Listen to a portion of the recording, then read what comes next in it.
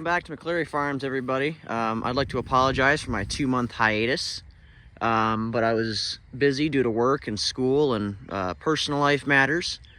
But to cut to the chase, on today's episode of History Of, we have a rarely seen tractor on the channel so far. This is my 1965 John Deere 3020. I bought last October or November. I'll put it in here somewhere. It's whether it's October or November. But I bought it last year and I haven't worked it yet because I bought it out of season. But I've been meaning to do this video for a very long time, so let's get started, shall we? It begins in 1960 when John Deere was looking to replace their two-cylinder line of tractors that they've been producing since 1918. John Deere produced their two-cylinder line of tractors since 1918 to 1961. 1961, John Deere came out with their new generation series, which took the agricultural market by storm. It was extremely famous, which hits such as the 4010 and the 3010. In 1964, John Deere replaced the 10 series with the 20 series. This particular model is a 1965. John Deere produced the 20 series from 1964 to 1972. Their whole production run, John Deere produced the John Deere 3020 in Waterloo, Iowa, in their tractor works.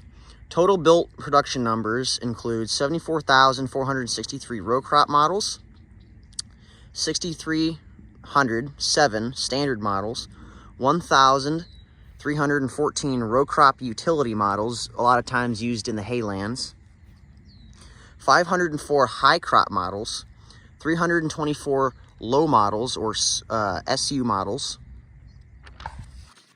and 139 orchard models of John Deere 3020 were produced. In 1965, the new cost of a John Deere 3020 was roughly $6,500. In 1964, John Deere offered 3 engine options for the 3020. A 3.7-liter 4-cylinder gas engine, a 3.7-liter liquid petroleum engine, which is also known as propane, and a 4.4-liter diesel engine. This particular model is diesel, as you can see on the side of the tractor. Horsepower ranged from 1964 to 1972 was about 65 horsepower to roughly 77 PTO horsepower. You had 2 transmission options starting in 1964. John Deere released their their 8-speed power shift transmission that ran from the 20 series all the way up to the John Deere's 40 series, also known as the Iron Horses series. You could have gotten the 8-speed power shift, or as most popular was the 8-speed synchronized or partially synchronized transmission, as shown here.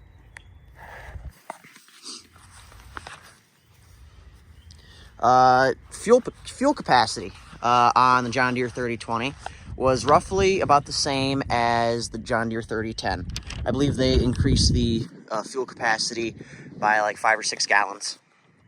But fuel capacity was 29 gallons for the gas and diesel models and 33.6 gallons for the LP models. Empty weight for the John Deere 3020 was roughly 7,139 pounds, and weighted, the John Deere 3020 was 7,945 pounds. You could have gotten a plethora of front-end models for the John Deere 3020. You could have gotten the Roll-O-Matic narrow front end, which I have one. It's going on this later in the season. I just haven't had time to put it on yet.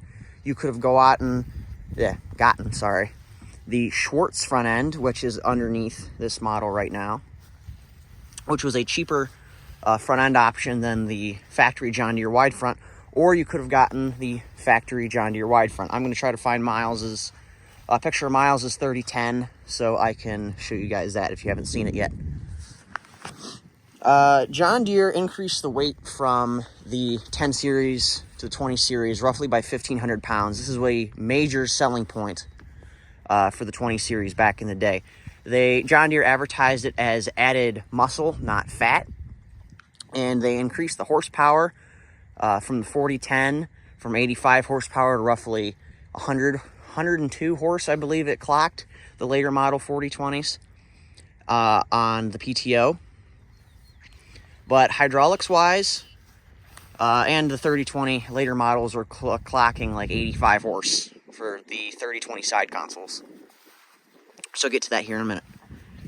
Hydraulics wise, this is a pretty rare tractor because you never really see the John Deere 3020s, especially the earlier ones. This is an earlier model with dual remotes, as back in the day, a lot of times the farmers only had one cylinder, which people ask me, or I've seen get asked before, what is this hook on the back of my tractor for? Back in the day, farmers didn't have a plethora of cylinders. A lot of times they only had one cylinder, and they'd hang it on the back of their tractor, and they'd take it off their plow and put it on their disc, and take it off their disc and put it on their planter. So that's why this hook is here, and that's why you didn't see a lot of remotes. And what I mean by remotes, if you don't know what that means many hydraulic levers right here. Typically you only see one of these levers, and of course your 3-point arm if you have that option. And this is another rare thing you don't see very much, is the original Deere top link. And another thing you don't see a lot is the original work light. A lot of times these got ripped off. But again, this is a very good original tractor. I got it for a pretty good price. Got front weight with it too.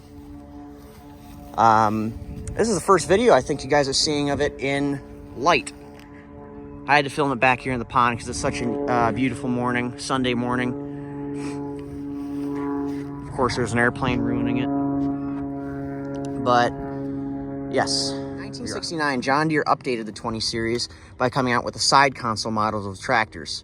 These tractors nowadays bring a lot of money, as they only made them for a few years, from 1969 to 1972. They updated the dash and moved the hydraulic consoles and the 3-point console over to the side right here. I'll find a picture of a side console 3020 and put it in here somewhere. But these bring a lot of money at auction, as they're rare. Did make a lot of them, and they're pretty darn convenient. If you don't have long, lanky arms like I do, I'm over 6 feet tall, so it's pretty easy for me just to come out here, hit it with my fingertips. But if you're someone like Dad, who's a bit shorter, doesn't have as long arms, you kind of got to reach over top of the steering wheel to get to them. That's why they bring a lot of money, and they're pretty high valued. In all, when you talk about the John Deere 3020, you're really just talking about a generation of tractors, the John Deere new generation. In my opinion, the generation that saved John Deere from the fate that a lot of these other agricultural manufacturers faced, such as Oliver, International Harvester, and Allis-Chalmers. The John Deere New Generation series saved the company, in my opinion, as they were falling behind astronomically in the horsepower race. As Oliver was coming out with their big block motors, and International was pretty much ahead of their time when it came to their torque amplifier systems, and John Deere was still stuck using 1930s technology with their 2-cylinder line of tractors. But when the John Deere 10 series hit the market, it took the world by storm, and in my opinion supplanted John Deere's place in the big three of tractor production. To this day, John Deere is the only company that does not have a subsidiary to itself. It is its own freestanding company and does not have any parent company. And in my opinion, the John Deere 20 series and following 30 series is the reason that that is the case. Due to their versatility and reliability, they stay popular to this day. And if you know anything about the ag market right now, tractors aren't going down in price. I got this for an absolute steal of a deal. I'll go into that in another video. But something in this condition easily goes for 12, 13 grand now. I didn't pay anywhere near that. But to this day, you see John Deere 30s, 3020s, 4020s, heck, even 2520s, all these other tractors, still working hard on small family farms like ours.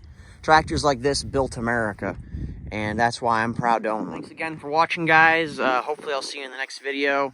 It's a bit short of a video, I know. Sorry for not posting as much. I've just been real busy with work.